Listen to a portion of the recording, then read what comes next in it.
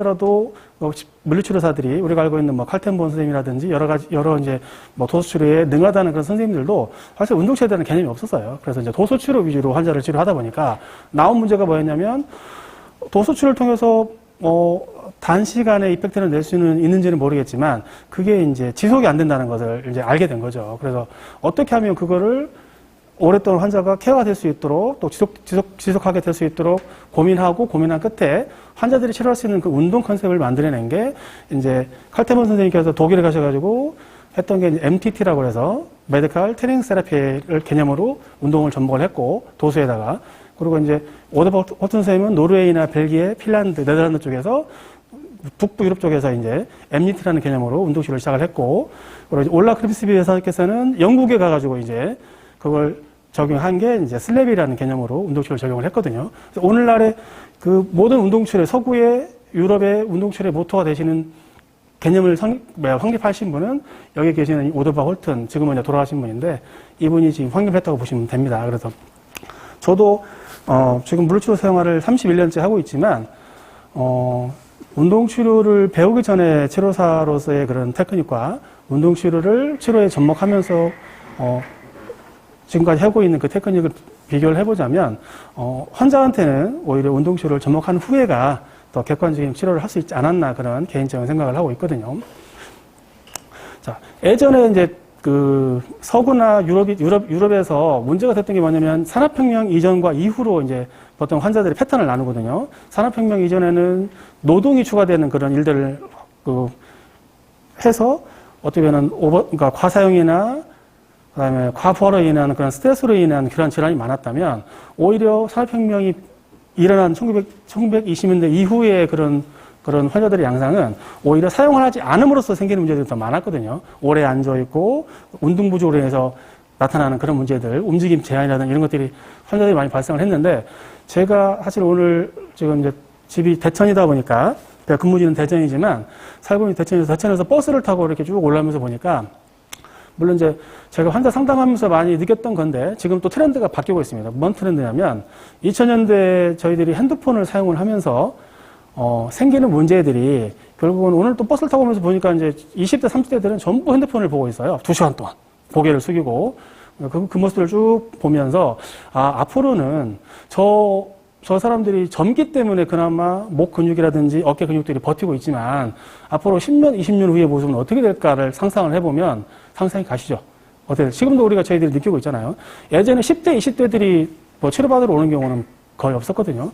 근데 지금도 10대나 20대들이 치료받으러 오거든요. 목이 아파서 치료받으러 오고, 뭐 거북목 때문에 오고, 뭐 자세훈련 때문에 오고, 그런 거 보면 앞으로 10년, 20년 후에 물리치료 트렌드는 더 저희들이 고민을 해야 될 그런 부분들에 이제 닥칠 겁니다, 이제. 근데 저희는 사실 제가 뭐 운동치료에 아까 말씀드린 것처럼 뭐 18년 전부터 그렇게 접촉을 해서 컨택을 해서 지금까지 사용하면서 잘 써먹고 있지만 사실 저희가 학교에서 운동치료는 사실 다 배웠잖아요. 어떤 운동치료, 뭐 능동운동이다, 수동운동이다, 뭐 아이소카이네틱, 아이소토닉, 아이소메트릭 다 배웠는데 실제적으로 환자들한테 적용할 때는 보통 대부분이 이제 근력 운동이나 안 그러면 지구력 훈련으로 또 환자분들도 내가 운동을 하면 힘이 세지는구나 이렇게 생각을 하거든요. 근데 실제로 유럽에서는 지금은 또 트렌드가 또 바뀌어가지고 단순하게 스트렝싱이나 그런 엔듀런스를 강화하기 위한 운동 개념이 아니고 페인 컨트롤 개념으로 지금 또 전환이 됐거든요. 그래서 운동을 통해서 어떻게 통증을 조절을 할 거냐. 그러니까 결국 환자들하고 일반인들하고 다른 점은 그거라는 거죠. 일단 페인부터 시작을 해서 페인을 잡고 그 사람의 톨러런스를 증가시키고 그 사람의 일을 할 수 있는 워크로드를 증가시키는 쪽으로 이제 발전을 하고 있다 보니까 그게 요새 최신의 트렌드거든요. 저희가 공부할 때만 하더라도 저희가 이제 뭐 이따가 설명을 드리겠지만 그 운동 단위라는 게 굉장히 중요하거든요. 그래서 운동을 하기 위해서는 무게가 주어져야 되고 뭐 자세가 잡혀야 되고 또 반복수를 정해줘야 되고 이런 게 있는데 예전에는 그걸 철저하게 저희가 계산을 했거든요. 그래서 이제 원 RM의 개념을 도입을 해서 원 RM의 60%를 지킬 거냐, 50%를 지킬 거냐, 70%를 할 거냐 이렇게 막 그걸 계산을 해가지고 했는데 지금 또 트렌드는 바뀌었습니다. 뭐를 바뀌었냐면 지금은 하중 용량하고 그 사람이 그거를 수행할 수 있느냐. 그러니까 이제 어떤 심리적인 그런 쪽으로 많이 가가지고 그거를 이제 CRT라고 해서 인지적 재활치료 개념으로 많이 지금 또 접목이 되어 있거든요. 그래서 실제로 운동을 통해서 통증을 조절하기 위해서 그럼 어떤 운동을 할 거냐? 그 책자 내용을 쭉 넘겨보시면 그런 내용들이 이제 나올 겁니다. 지금 지금 제가 강의하고 있는 내용은 전반적으로 실장님 말씀하신 것처럼 뭐 개념을 저희가 뭐 몰라서 부터 하는 게 아니기 때문에 짧은 시간이나마 그렇게 개념 말씀드리는 건데 그 트렌드가 결국은 글로벌 엑서사이즈 뭐 우리가 이제 걷기라든지 안 그러면 뛰기라든지 러닝 그리고 이제 뭐 세미 글로벌 뭐 자전거를 탄다든지 안 그러면 로컬라이징 그런 할 수 있는 운동들을 어떻게 접목을 해서 페인 컨트롤을 어떻게 할 거냐 그게 이제 주 개념이다 보니까 옛날처럼 그렇게 막 정말 디테일하게 뭐 ROM을 계산하고 뭐 무게를 재고 막 이렇게 지금은 하진 않는다고는 해요. 근데 실제적으로 저희는 두 가지를 다 쓰고 있거든요.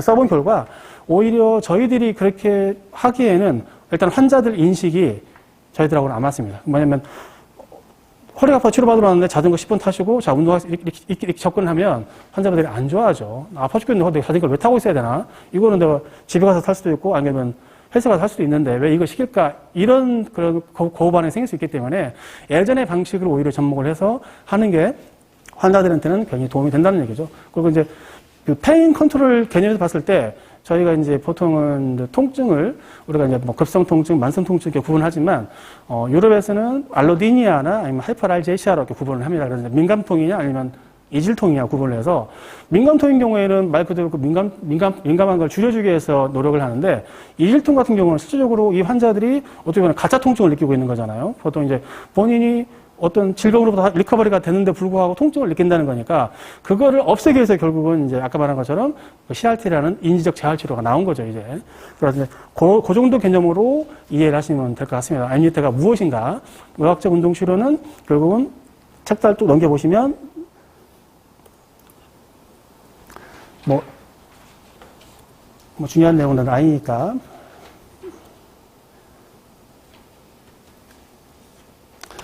우리는 MUT의 특징 해가지고 나오죠. MUT는 운동 시 하중 용량에 초점을 둔다. 그래가지고 이제, 이거 보시면은 왜 그런가에 대해서 이제 여기에 이제 아까 말했지만 페인 컨트롤을 하기 위해서 결국 우리가 하중 용량을 어떻게 늘릴 것인가가 굉장히 중요하거든요. 근데 보통 일반적으로 우리가 예전에 딜롬의 10RM 개념으로 운동들을 지금도 이제 우리가 헬스장을 가거나 안 그러면 일반 그런 물리치료에서 운동을 시킬 때 보통 아니면 유튜브나 우리가 이제 블로그 같은 걸 보면 10번씩 3번 하는 운동 그런 컨셉이 많거든요. 그건 이제 그러니까 딜롬의 10RM 개념이죠. 근데 사실 10RM 개념은 원래는 1RM의 80% 운동 개념이거든요. 1RM의 80%를 쭉 넘겨보시면 이제 도표가 있는데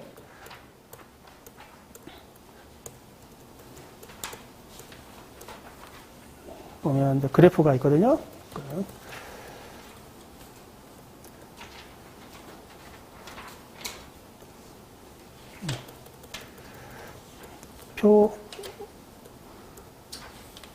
여기 보면은 이제 근육에 영향을 주는 운동에 도세이지 테스트 존 해가지고 나와 있는 게 있잖아요. 여기 보면 8개에서 12개 반복했을 때 원활하면 80% 개념이다 이렇게 하는데, 자 보통 우리가 그러면은 우리가 이제 운동의 컨셉을 잡을 때 반복수에 포인트를 둘 거냐. 그러니까 여기서 말하는 원 RM이라는 것은 원 리피티션 맥시멈이거든요. 그러니까 이제 우리가 리지선트 맥시멈에 초점을 맞춰서 중량에 초점을 둘 거냐, 안 그러면 반복수에 초점을 둘 거냐가 중요한데 저희들이 사용하는 그 MUT에서는 반복수에 초점을 맞춰가지고 결국은 계산을 하거든요. 그래서 이제 실제로 이따가 우리가 이제 운동 치료를 어떻게 적용하는지를 케이스별로 한번 해보겠지만 반복수가 왜 중요하냐면 일상적으로 우리가 기본적인 일상생활을 할 때, 가만히 우리가 고려를 해보자면, 보통 우리가 이제 걷는다, 뛴다, 아니면 앉아있다, 서있다. 그러니까 어떤 동작을 할 때 우리가 100% 원 RM을 다 쓰는 경우는 사실 없죠.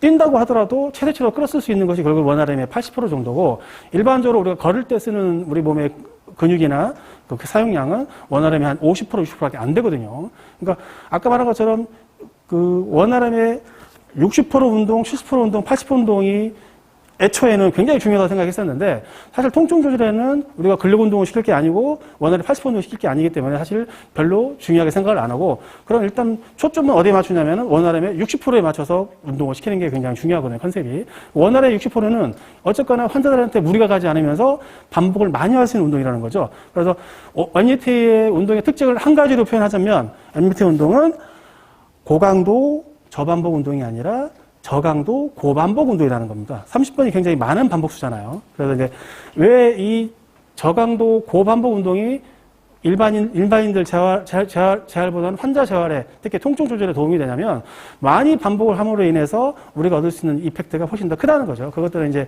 논문들을 살펴보면 운동을 통해서 어떻게 통증이 조절이 되고 이런 것들을 어떻게 이제 인풋 아웃풋 이런 것들을 이제 환자를 대상으로 해서 한 그 논문들이 우리가 쭉 볼 수가 있거든요. 보면 실제적으로 고강도 저반복 운동을 했을 때 그 환자의 좋아지는 이펙트하고 지금 말씀한 것처럼 우리가 이제 고반복 저강도 운동 했을 때 이펙트하고는 완전히 다르거든요.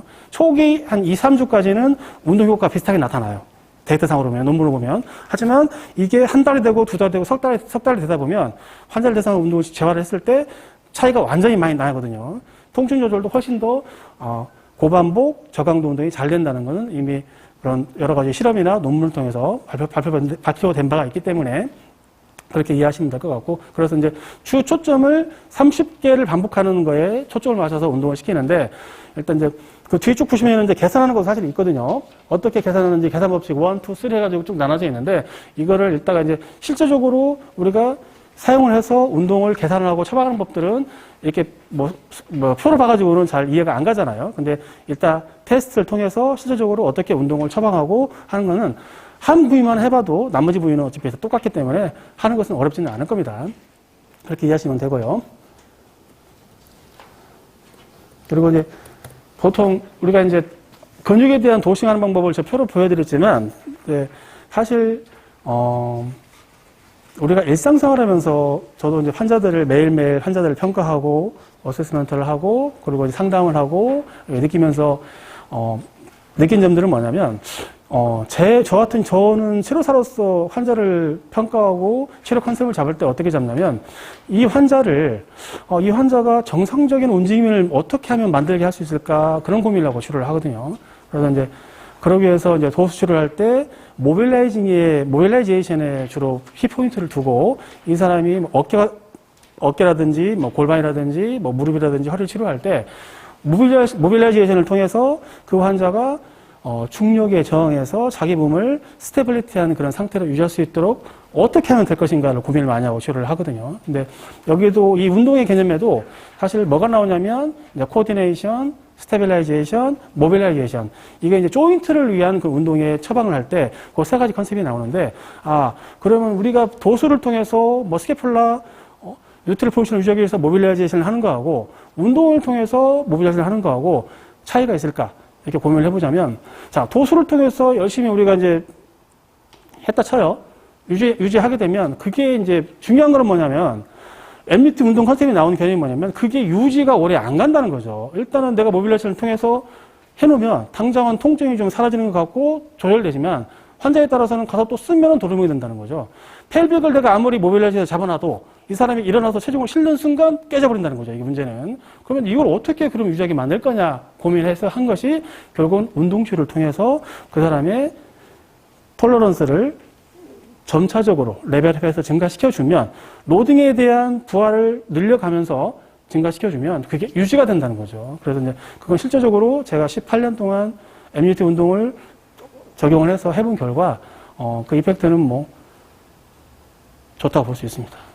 그래서 여러분들이 어려운 개념은 아니거든요. 결국은 내가 하는 도수에 애드해서 운동치료를 거기에 접목을 해서 해주고, 또 중요한 건 뭐냐면 요즘은 이제 저도 저희 원장님하고도 이제 제가 이제 어떻게 보면 중간 책임자다 보니까 고민을 많이 하는 이유가 뭐냐면 요즘은 환자분들이 예전처럼 도수치료를 많이 받질 않습니다. 그 이유가 뭐냐면 일단 보험회사 푸시가 너무 심해요. 10번만 넘어가도 지금은 이제 전화 오고 서로 뛰어가고 그러고 예전에는 그런 게 없었거든요. 한 5년, 6년 전만 하더라도 1년에 한 180번 해도 그런갑다.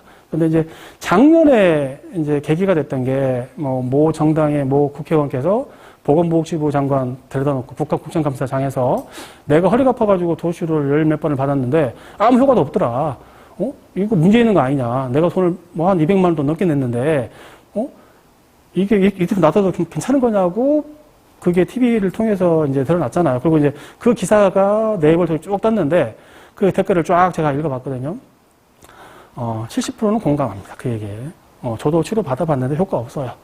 우리 어머니 보냈는데 효과 없어요. 이런 내용들. 근데 그 중에 간혹, 그래도 나는 받아봤는데 효과 있던데요? 이런 얘기가 나옵니다. 그러면 이제 그 순간 이제 고민을 해봐야 되죠. 그러면 효과를 못 봤다는 사람들이 저렇게 많은데 우리가 과연 이 도수 치료가 옛날처럼 계속 끌고 갈 수 있는 것인가를 고민해봐야 할 때가 됐다는 거죠. 지금은 이제. 사실 뭐 5년 전만 하더라도 저희가 5년도 아니고 3년 전만 하더라도 이런 고민을 할 필요가 없었거든요. 코로나 이전만 하더라도 환자가 미어 넘쳤으니까. 저희도 이제 정형외과다 보니까 환자는 많습니다. 근데 이제, 저희는 제가 4년 전에 지금 있는 병원에 가서 운동치료를 확장을 하고 센터를 넓히고 해가지고 접목한 뒤로 그전에는 저희가 도수치료하는 사람이 6명 있었고 운동치료하는 사람이 3명 있었거든요. 근데 지금은 이제 바뀌었습니다. 운동치료하는 사람이 8명, 도수하는 사람이 2명. 그래서 이제 그 나머지 2명도 지금은 이제 도수 운동을 하겠다고. 근데 저는 사실 내버려 뒀거든요. 니들이 하던 컨셉으로 해. 그래서 상담할 때도 도수만 원하시면 그쪽 예약을 잡아드리고 도수 운동을 같이 원하시면 이쪽 예약을 잡아드리고 이렇게 했는데 결과론적으로는 그렇게 좀 바뀌더라고요. 트렌드가. 그리고 이제 거기도 이제 대전 시내에 어떻게 보면 시청이 와보셨지만 조금 어느 정도 좀 사는 수준의 그런 지역이다 보니까 환자분들이 운동치료에 대해서 사실 저희보다 더 잘 압니다. 요즘은. 왜 그러냐면 유튜브로 다 검색을 해보고 자기가 허리가 아프면 허리가 좋은 운동을 이미 유튜브로 다 검색을 하고 옵니다. 그리고 어떻게 해야 될지에 대해서 병명에 대해서 쫙 스캔을 하고 오기 때문에 치료사가 말을 잘못하면 트집을 잡습니다. 지금 그렇더라고요. 젊은 사람들은. 말도 정말 잘해야 되고. 그래서, 우리 치료사들이 정말 열심히 공부를 해야겠구나. 그걸 여전히 느끼는데, 근데 다행스럽게도 저희 병원 치료사들은 아까 말씀드린 것처럼 제 밑으로 7명의 운동을 하시는, 도수하시는 선생님들이 계시지만, 사실 여자 선생님들이 거의 대부분이거든요. 남자 1명 빼고 전부 다 여자입니다. 6분이. 근데, 그런데도 불구하고 아까 도수만 하시는 남자분 2분에 비해서 절대 매출이나 이런 것들 뒤지지 않거든요. 그리고 보니까 열심히 공부를 하더라고요. 저는 사실, 공부라고 하는 게 끝이 없다고 하지만 어쨌거나 저는 사실 자신감은 있거든요. 어떤 환자가 와도 내가 도수치료를 하고 운동치료를 해서 그 환자의 그런 이펙트를 낼 수 있는 자신감이 있다고, 자신감 하나로 지금까지 버텨오고 있는데, 이제 고민을 해보자면 젊은 사람들은, 나름대로 근거를 가지고 공부를 하고, 그리고 이제 요즘 인터넷이 워낙 좋다 보니까 인터넷으로 해부학적 지식들을 다 설명을 해서 자기 환자 치료하기 전에 이미 다 스캔하고 들어갑니다. 저희 병 같은 경우에는 엑스레이 다 분석하고 또 모르는 것들은 다 물어보고 그리고 이제 어디가 구조가 어떻게 문제가 있는지를 다 하고. 그러니까 사실 우리가 예전에 제가 처음에 18년 전에 운동기구 처음 접했을 때 이 강의를 하셨던 선생님께서 그때 이제 레오 선생님이라고 이제 이분이 노래에서 오셨었는데 그러더라고요. 어차피 너희들은 물리치료사 아니냐. 물리치료사니까 기본적으로 피지올로지, 패솔로지, 바이오메카니즘, 그 다음에 펑셔널 아나토미는 다 아는 거 아니냐. 안 한다는 전제하에 운동치료 컨셉만 했다. 이렇게 하시더라고요. 근데 좀 뜨끔하더라고요. 모르는데, 나 잘. 근데 그렇다고 우리가 몰라서 운동치료를 못하는 건 아닙니다. 왜냐면 제가 이제 사실 코로나 전에, 3년 전에는 저희 병원이 어떤 대전에서는 모델링이 되기 때문에 운동치료가 이렇게 하는 병원이 없거든요. 그러다 보니까 이제 저희 원장님이 학회장도 맡고 있고 그러시다 보니까 후배들이 오픈하기 전에 다 견학을 옵니다, 병원에. 그래서 이제 오픈하실 때 자기 치료사를 일단 채용이 되면 저희 병원으로 일주일씩 트레이닝 보내고 그래서 훈련을 해서 운동장비 세팅을 하고 또 이제 외부에 이제 경기도 쪽이나 안 그러면 다 다른 지역에 장비가 세팅이 되면 제가 가서 교육도 하고 이제 그렇게 했었거든요, 코로나 전에는.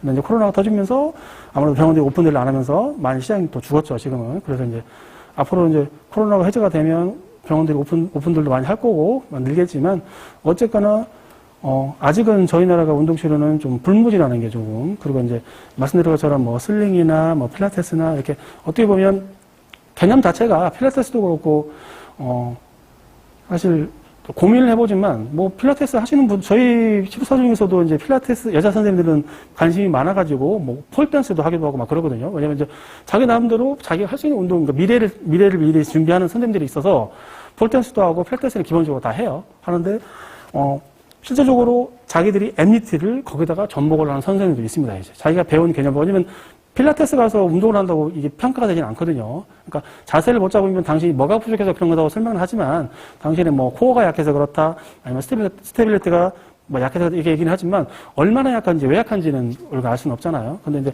MUT에서는 어느 정도는 그거를 할 수 있거든요.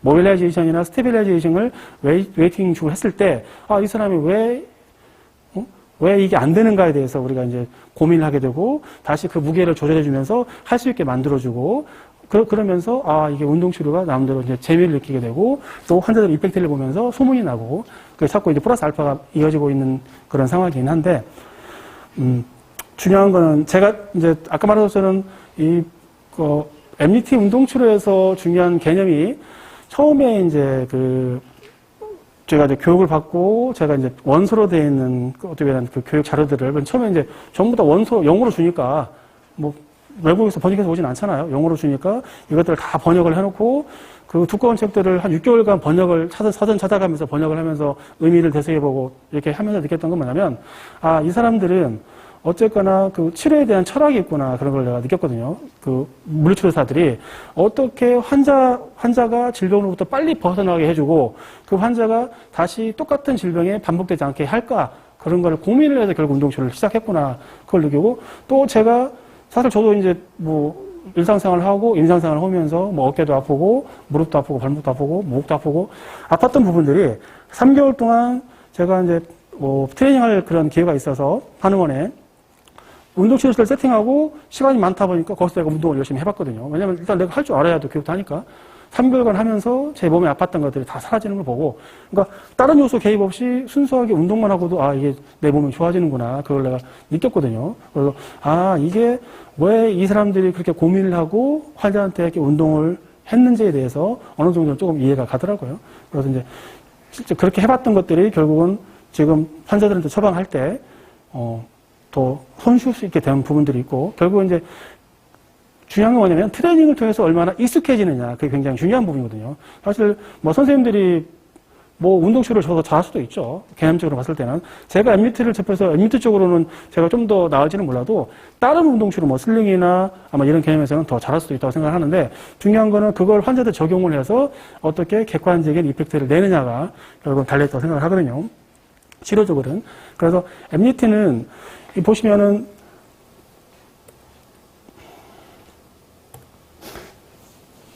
결국은 우리 신체는 어쨌거나 아까 제가 잠깐 뭐 버스를 타고 오고 지하철 타고 오면서 간단하게 예를 들었던 것처럼, 일단 스트레스를 받으면 그 스트레스에 대해서 반응이 나타나죠. 우리는 이제 보통 급성 통증 같은 경우에는 몸에서 보내는 위험 신호라고 인지를 하잖아요. 근데 만성 통증은 결국은 어떻게 되냐면 아까 말한 것처럼 두 가지, 우리가 이제 알로디니아나 하이퍼알제시아가 나타나는 것은 결국은 그 사람이 몸이 불편한데도 불구하고 그거를 스스로가 인내하면서 몸을 혹사시키게 되면 결국 스트레스를 주어서 오버유스나 오버로딩 상태가 되면 결국은 이제 만성 상태가 진행이 되는 거죠. 예를 들어서 우리가 텐더나이티스 같은 경우에는 우리가 이제 급성 염증 상태이기 때문에 사실 뭐 치료적인 것보다는 먹고 잘 드시고 쉬면은 염증은 해결이 되거든요. 우리 몸 스스로도 해결할 수 있는 그런 능력이 있기 때문에. 근데 중요한 거는 그 시기에 휴식을 취하지 않고 계속 무리를 하게 되면 나빠지는 게 당연한 거잖아요. 그래서 만성이 돼서 안 나으니까 결국은 병원에 와서 우리한테 의지를 하게 되는 거고. 근데 그렇게 보면 결국 만성 통증을 조절하기 위해서 좋은 방법이 뭔가에 대해서 이제 고민을 해보는 거거든요. 그래서 잠깐 이해를 해보자면 결국은 우리 몸은 시스템화되어 있는데 어떤 호르몬이 분비되거나 이런 것들이 전부 몸이 시스템화되어 있는데 결국은 통증이 조절이 안 된다는 거는 결국은 시스템에 뭔가 모순이 생기고 오류가 생겼다는 거잖아요. 그거를 이제 여기에서는 우리가 이제 하행성 통증 억제 시스템이라고 이렇게 얘기를 하거든요.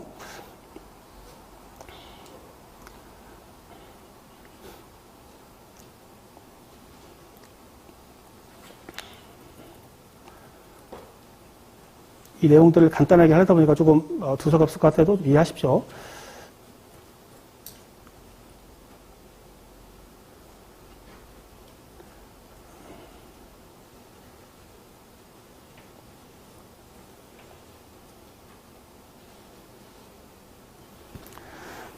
그래서 그 하행성 통증 억제 시스템을 우리가 어떻게 보면은 제대로 작동할 수 있도록 할 수 있는 방법들이 아까 설명드린 것처럼 최근에 유럽에서는 결국은 통증 조절에 대한 그런 운동 치료를 통해서 어떻게 통증을 조절할까가 주로 이제 모티브가 되어 있는 거고, 예전의 치료 방법들은 이 사람의 지금 아까 말씀드린 것처럼 뭐 내성을 기르고 그다음에 이 사람이 일에 최적화할 수 있도록 몸 상태를 만들어주고 이런 것들은 어떻게 보면 예전 그런 컨셉이거든요. 그거를 컴바인 해가지고 할 수 있는 게 지금 제가 우리 저희병원에서 하고 있는 그런 컨셉이고, 그래서 결국은 우리도 치료사 생활을 하고 있지만, 논문에는 물리치료사의 70%가 요통 때문에 한 번씩은 일상 살아가면서 한 번씩은 고생을 하고 산다고는 하는데, 그렇게 내 몸이 아팠을 때 과연 내 몸의 통증을 어떻게 해결할 것인가 좀 고민을 해보자면, 결국은, 제일 중요한 것은 일단 안 아프고 우리가 치료사 생활을 할 수 있는 게 제일 중요하겠죠.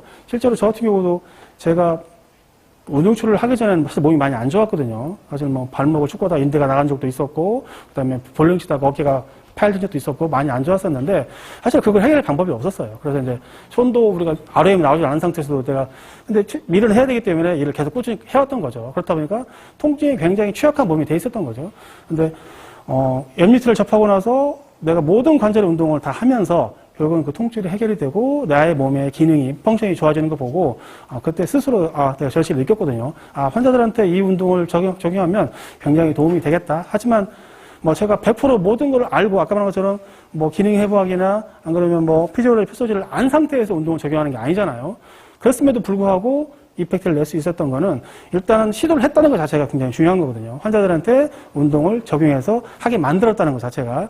그리고 이제 제일 중요한 거는 우리가 보통 물리치료든 도수치료든 운동치료든 결국은 어떤 플라시보 효과를 만들어내냐가 굉장히 중요하거든요. 그러니까 환자가 치료사에 대한 신뢰를 가지고 의사의 신뢰를 가지면 질병이 좋아질 수 있는 확률이 굉장히 높겠죠. 통증이 잘 조절되고. 그렇지 않고 이 사람이 의심을 품으면 그걸 우리가 이제 노세보 효과로 하는데 내가 저 치료를 받아도 과연 효과가 있을까?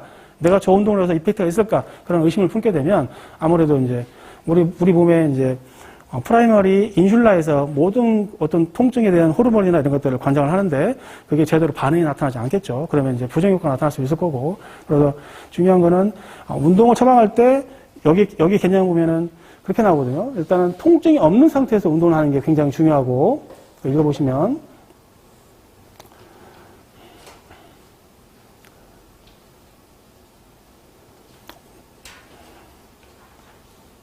지금 했던 내용들이 이제 나오거든요. 하향성 통증 시스템이 어떤 개념이고, 왜 우리가 플라시보 효과를 내야 되고, 보시면, 보통 우리가 통증 척도를 바스를 0에서 10으로 표시를 하면, 보통 운동을 할 때 약간의 스트레스는 필요하고, 실질적으로 아픈 상태에서도 운동을 시킬 일이 있거든요. 그렇지만, 그거를 어느 정도는 감내할 수 있을 정도가 보통 1에서 2 정도 단계라는 거죠. 아예 없는 상태에서 운동을 시키면 좀 좋겠지만, 그게 가능하지, 그러니까 어떤 동작만 해도 아픈 사람도 있단 말이에요. 근데 내가 저 사람한테 숄더 플렉션을 하고 숄더 에브렉션을 해야 되는데 이 사람은 팔 들기도 힘들어하고 아픈 상태란 말이에요. 그런데 그거를 안 할 수는 없기 때문에 통증 강도를 1이나 2 정도로 유지한 상태에서 운동을 하는 것은 필요하다는 거죠. 그래서 이제 말씀드리고 싶은 거는 MBT에서 또 하나의 주 특징이 뭐냐면 노딩 운동을 할 때 순수하게 노딩 운동만 하는 게 아닙니다. 뭐냐면 우리가 이제 운동의 개념이 로딩이냐 언로딩이냐 이제 딜로딩이냐 이렇게 구분을 하는데 여기서 말하는 딜로딩이라고 하는 것은 이제 디덕트 로딩이라고 얘기를 하거든요. 그래서 디덕트 로딩은 결국은 노딩을 감소시켜서 운동을 하게 만들어주는 거거든요. 그래서 실제적으로 환자가 AB액션을 할 때 통증을 말하 그 통증의 원인이 이제 여러 가지 우리가 이제 기능 회복 쪽으로 GH 조인트에 문제가 있어서 안 그러면 AC 조인트에 문제가 있어서 안 그러면 스캐플라의 스테빌리티가 떨어져서 안 그러면 임핀지가 있어서 칼시픽이 있어서 여러 가지 원인 때문에 에비렉션이 안 되겠죠. 근데 그 상태에서도 어떻게 그런 운동을 우리가 에비렉션 시킬 것이냐가 중요한 거거든요. 그 개념에 들어가는 게 결국은 딜로딩인데 결국은 팔 무게를 우리가 한 5kg로 가정을 했을 때 웨이팅을 반대쪽으로 우리가 어덕션하는 무게를 2kg로 가정을 하면 에비렉션 할 때는 2kg가 이제 딜로딩이 되는 거죠, 이제. 팔 무게를 줄였기 때문에 그만큼. 그러면 그냥 로딩으로 팔을 올렸을 때는 이 사람이 통증을 느끼지만 2kg를 딜로딩해서 팔을 올리게 되면 통증을 안 느끼게 되거든요, 이제. 도와주기 때문에. 그런 개념을 우리 관절에 힙이라든지, 안 그러면 니라든지 다 적용을 해서 운동을 시킬 수가 있다는 거죠. 그래서 이제 수술한 사람들도 운동을 할 수 있는 게 초기에 운동을 시작해서 이펙트를 빨리 낼 수 있는 이유가 결국은 딜로딩 개념이 들어가 있기 때문에 그 딜로딩을 할 수 있도록 결국은 장비들이 고안이 돼 있다는 거죠. 그래서 그러면 혹자가 물어봅니다, 이건. 아니, 그럼 밴드로 하면 되는 거 아닙니까? 할 수는 있죠. 근데 밴드하고 이 풀리의 차이점은 뭐냐면 밴드는 이제 우리가 쉽게 말하면 가변 저항이라고 하잖아요.